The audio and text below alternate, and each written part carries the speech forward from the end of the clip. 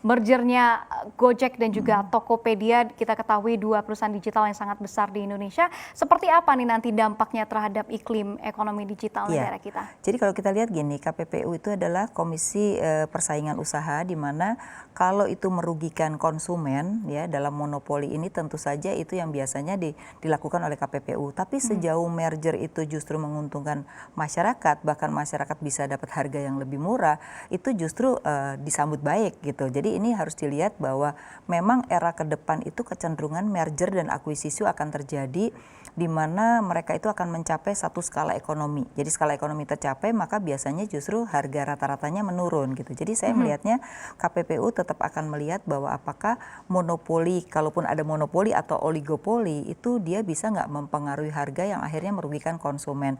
Tapi kalau dia merger justru menguntungkan konsumen dengan akses lebih mudah gitu ya, harga jadi lebih murah karena mereka menjadi semakin besar, itu sebenarnya nggak ada problem buat KPPU. Oke, berarti kalau dari sisi harga ini kemungkinan nanti konsumer malah akan diuntungkan ya, begitu ya Bu? Betul, harga Lantas pasti lebih seperti murah. apa nih perspektif apa yang harus dilihat oleh KPPU sebagai pengawas persaingan usaha di Indonesia terhadap rencana merger ini? Oke, jadi artinya kalau mereka melakukan merger, apakah nanti dalam implementasinya mereka bisa mempengaruhi harga yang lain, sehingga yang lain itu akan ikut dengan harga mereka. Nah ini yang biasanya baru akan menjadi isu ya. Terus yang kedua, apakah dengan mereka merger makin besar, terus mereka bisa menolak yang lain untuk masuk kepada mereka ya sebagai marketplace gitu. Tapi kalau UKM itu makin mudah untuk masuk ke mereka, itu kan justru positif gitu. Jadi nanti mungkin yang harus dilakukan oleh KPPU adalah lebih pada proses, bukan hanya proses, tapi pada implementasi setelah merger. Apakah ini akan terus mempengaruhi harga yang akhirnya merugikan konsumen.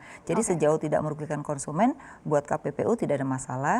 Dan yang kedua juga konsumen sendiri harus juga mengawasi. Karena kalau menurut saya kadang-kadang konsumen kita itu tidak mengawasi.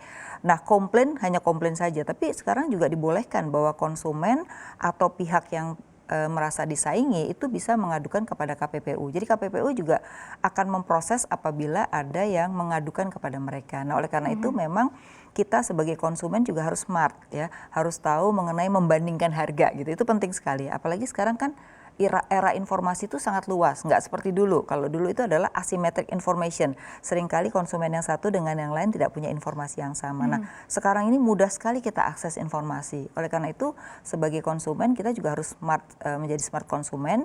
Jadi merger ini harusnya menguntungkan kita. Nah, kalau kita tetap dirugikan, ya kita bisa lapor ke KPPU gitu. Berarti ini balik lagi sebenarnya ke konsumen sendiri ya. Betul. Nah, bagi Anda yang ingin mengikuti berita ekonomi dan juga bisnis, jangan lupa untuk install CNBC Indonesia di App Store dan juga di Play Store.